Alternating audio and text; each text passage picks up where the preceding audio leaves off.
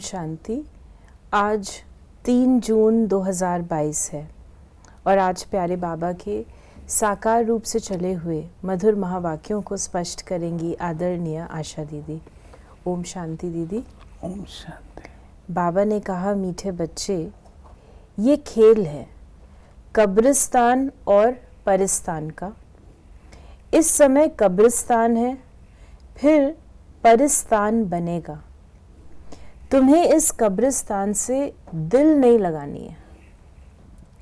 Natural पहले तो ये है कि बाबा हमको ये रियलाइजेशन देते हैं कि ये दुनिया आसार संसार है, कब्रिस्तान है, अर्थात इसमें कोई तत्व नहीं है, सार नहीं है।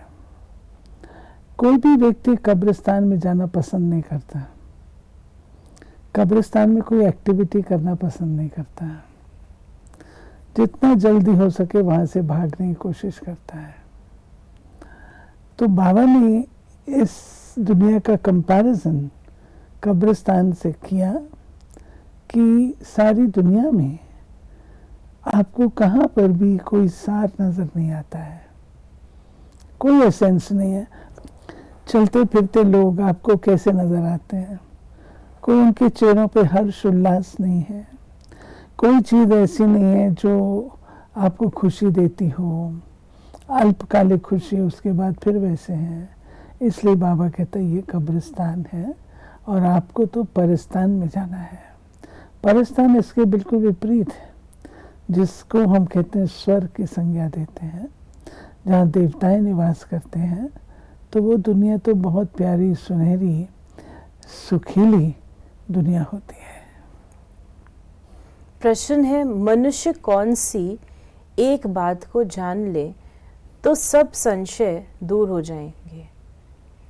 उत्तर, बाप कौन है, वो कैसे आते हैं, ये बात जान ले तो सब संशय दूर हो जाएंगे। जब तक बाप को नहीं जाना तब तक संशय मिट नहीं सकते। निश्चय बुद्धि बनने से विजय माला में आ जाएंगे, लेकिन एक एक बात में सेकंड में पूरा निश्चय होना चाहिए। बाबा ने कहा एक एक बात में सेकंड में पूरा निश्चय होना चाहिए।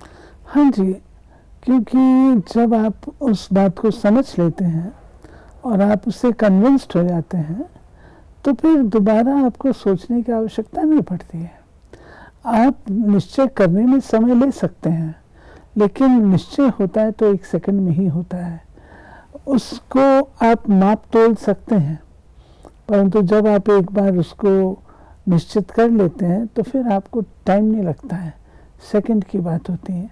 परमात्मा कौन है, आप पहले इसके ऊपर बहुत विवेचन कर सकते हैं, लेकिन जब आप कन्विंस्ड हो गए ये ईश्वर बाबा है, वो मेरा पिता है, तो वो एक सेकंड की रियलाइजेशन है।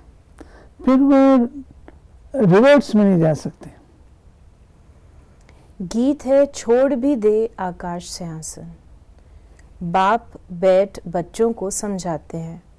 ये है बेहद का रूहानी बाप। आत्माएं सभी रूप तो जरूर बदलती हैं, निराकार से साकार में आते हैं पाठ बजाने कर्म क्षेत्र पर।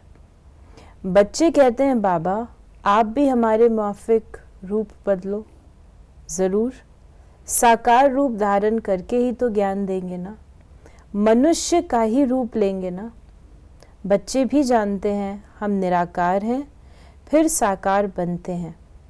बरोबर है भी वैसे, वो है निराकारी दुनिया। ये बाप बैठ सुनाते हैं। फिर बाबा ने कहा कि मैं तो एवर पावन हूँ, मैं कल्प कल्प संगम पर आता हूँ जब कलयुग का अंत सतयुग का आदि होता है। मुझे ही आकर स्वर्ग की स्थापना करनी है। सतयुग है सुख धाम, कलयुग है दुख धाम। फिर बाबा ने कहा कि सन्यासी को गृहस्थी फॉलो तो कुछ करते नहीं, सिर्फ कह देते हैं मैं फलाने सन्यासी का फॉलोअर हूँ। सो तो जब फॉलो करो तुम भी सन्यासी बन जाओ, तब कहेंगे फॉलोअर। गृहस्थी फॉलोअर्स बनते हैं परंतु वो पवित्र तो बनते नहीं। ये बाबा ने बताया, कहते हैं हम सन्यासियों के फॉलोअर्स हैं, तो बाबा कहते हैं सही मायने में फॉलोअर्स तो होते नहीं है। फॉलो माना फॉलो टोटल करने वाला, जैसे सन्यासी ने घर गृहस्थ का त्याग किया वो करने वाला। दूसरा, जैसे सन्यासी जो हैं वो त्यागी वैरागी ऐसे भी रहने वाला, वो तो नहीं होते हैं, तो फॉलो कैसे हुए? बाबा ने कहा तुम ऑलराउंडर हो, 84 जन्म लेते हो, आदि से अंत तक, अंत से आदि तक तुम जानते हो हमारा ऑलराउंड पार्ट चलता है। दूसरे धर्म वालों का आदि से अंत तक पार्ट नहीं चलता। आदि सनातन है ही एक देवी देवता धर्म, पहले पहले सूर्यवंशी थे। ये बाबा ने ऑलराउंडर शब्द का मीनिंग हमको बताया। ऑलराउंडर था टोटल सारी सृष्टि चक्र में ऑल राउंड पार्ट बजाने वाले, अर्थात पूर्ण रूप से 1 से लेकर 84 जन्म लेने वाले।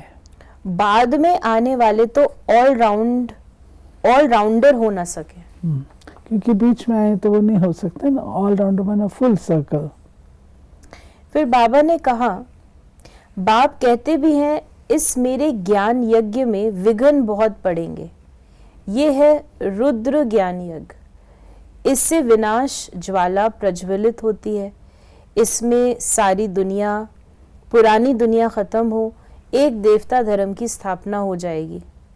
तुमको समझाने वाला बाप है, वो सच बोलते हैं, नर से नारायण बनने की सत्य कथा सुनाते हैं। ये कथा तुम अभी सुनते हो, ये कोई परंपरा नहीं चलती है। ये सत्यनारायण की जो कथा बाबा कहते हैं, ये मैं आकर के तुम्हें सुनाता हूँ कैसे तुम नर से नारायण बन सकते हो। और सत्य नारायण, क्योंकि आज की दुनिया में तो झूठे नारायण भी हैं, नाम नारायण है लेकिन काम तो नारायण वाला नहीं है, दरिद्र नारायण भी हैं। ये बाबा सत्य नारायण बनाते हैं। बाबा ने कहा कि बरोबर कलयुग को सतयुग बनाया था, विनाश भी शुरू हुआ था, मूसलों की ही बात है। सतयुग त्रेता में तो कोई लड़ाई होती नहीं, बाद में शुरू होती है। ये मूसलों की है लास्ट लड़ाई। आगे तलवार से लड़ते थे, फिर बंदूकबाजी चलाई, फिर तोप निकाली, अब बॉम्ब्स निकाले हैं, नहीं तो सारी दुनिया का विनाश कैसे हो। फिर उनके साथ नेचुरल कलामिटीज़ भी हैं, मूसलधार बरसात, फैमिन, ये है नेचुरल कलामिटीज़। समझो अर्थक्वेक होती है, उसको कहते हैं नेचुरल कलामिटीज़। उसमें कोई क्या कर सकते हैं, कोई ने अपना इंश्योरेंस भी किया हो तो कौन और किसको देगा, सब मर जाएंगे, किसको कुछ भी मिलेगा नहीं। अभी तुम्हें फिर इंश्योर करना है बाप के पास। इंश्योर भक्ति में भी करते हैं परंतु वो आधा कल्प का रिटर्न मिलता है। ये तो तुम डायरेक्ट इंश्योर करते हो, कोई सब कुछ इंश्योर करेगा तो उनको बादशाही मिल जाएगी। जैसे बाबा अपना बतलाते हैं, सब कुछ दे दिया, बाबा पास फुल इंश्योर कर लिया तो फुल बादशाही मिलती है, बाकी तो ये दुनिया ही खत्म हो जाएगी। बाबा ने कहा किन की दबी रहेगी धूल में, किन की राजा खाए। जब कहाँ आग लगती है और वह कोई आफत आती है तो चोर लूट लेते हैं। ये समय ही अंत का है, इसलिए अब बाप को याद करना है, मदद करनी है। बाबा ने बताया कि नेचुरल कलामिटीज आती हैं। नेचुरल कलामिटीज जो हैं वो आती हैं जब पापाचार बढ़ जाता है। कहा जाता है कि धरती सब कुछ सहन कर सकती है, पाप का बोझ सहन नहीं कर सकती। तो जब ऐसी हालत होती है, पापाचार, भ्रष्टाचार, अनाचार जहाँ और खूब फैला हुआ होता है, तो शिव बाबा आकर के हम बच्चों को, हमारी एक्चुअली बाबा नेचर परिवर्तित करते हैं, हमें सतो प्रधान बनाते हैं। हम जब तमो प्रधान है तो प्रकृति भी हलचल में, सतो प्रधान सब चीज़ व्यवस्थित होते हैं। अब लोग संभाल करके रखते हैं, आईवेल में काम में आएगा, इंश्योरेंस करके रखते हैं, काम में आएगा। लेकिन बाबा कहते हैं कि वो वक्त भी आना है जबकि किसकी दबी रहेगी धूल में, किसकी राजा खाए, ये होगा। ये गायन है, देखिए ये बहुत पुराना गायन है और वो गायन अभी सिद्ध हो रहा है। बाबा ने कहा, बाप को ही बुलाते हैं निराकारी दुनिया से आओ, आकार रूप धरो। तो बाप कहते हैं मैं साकार में आया हूँ, रूप धरा है, परंतु हमेशा इसमें नहीं रह सकता हूँ। सवारी कोई सारा दिन थोड़े होते हैं, बैल की सवारी दिखाते हैं, भाग्यशाली रथ मनुष्य का दिखाते हैं। अब ये राइट है या वह? गौशाला दिखाते हैं, गौमुख भी दिखाते हैं, बैल पर सवारी और फिर गौमुख से नॉलेज देते हैं। ये ज्ञान अमृत निकला था, अर्थ है ना। फिर बाबा ने हम बच्चों को कहा कि तुम बच्चे सचखंड के मालिक बनते हो, यहाँ आए हो बाबा से बेहद का वर्षा लेने। बाप कहते हैं मन मना भव, और सबसे बुद्धि योग हटाए मामेकम याद करो, याद से ही पवित्र बनेंगे। नॉलेज से वर्षा लेना है। जीवन मुक्ति का वर्षा तो सबको मिलता है, परंतु स्वर्ग का वर्षा राजयोग सीखने वाले ही पाते हैं। फिर बाबा ने कहा, बाप ने समझाया है अंत में प्रत्यक्षता होगी, तब समझेंगे कि बरोबर इन्हों को बतलाने वाला बेहद का बाप ही है। कथा सुनाने वाले अगर अब कहें गीता का भगवान कृष्ण नहीं शिव है, तो सब कहेंगे इनको भी बीके का भूत लगा है। इसलिए इन्हों का अभी टाइम नहीं है, पिछाड़ी को मानेंगे। अभी मान लेवे तो उन्हों की सारी ग्राहकी चली जाए। ज्ञान नया है, और नया ज्ञान जो है वो पहचान दे देता है कि ये ब्रह्मा कुमारी सी बोलती हैं। अब जैसे परमात्मा सर्वव्यापी नहीं है, कोई नहीं कहता ब्रह्मा कुमारी सी कहती है। श्रीमद् भगवद गीता का ज्ञान दाता परमात्मा शिव है, ब्रह्मा कुमारी सी कहती हैं। आत्मा निर्लेप नहीं है, ब्रह्मा कुमारी सी कहती हैं। तो बाबा कहते हैं वो तो झट तुम्हारे इस ज्ञान से पहचान लेते हैं कि ब्रह्मा कुमारी से, लेकिन आपको सत्यता को बताना भी है। वरदान है आज का, ब्राह्मण जीवन में सदा खुशी की खुराक खाने और खिलाने वाले श्रेष्ठ नसीबवान भव। विश्व के मालिक के हम बालक सो मालिक हैं, इसी ईश्वरीय नशे और खुशी में रहो। वह मेरा श्रेष्ठ भाग्य अर्थात नसीब, इसी खुशी के झूले में सदा झूलते रहो। सदा खुश नसीब भी हो और सदा खुशी की खुराक खाते और खिलाते भी हो। औरों को भी खुशी का महादान दे, खुश नसीब बनाते हो। आपकी जीवन ही खुशी है, खुश रहना ही जीना है।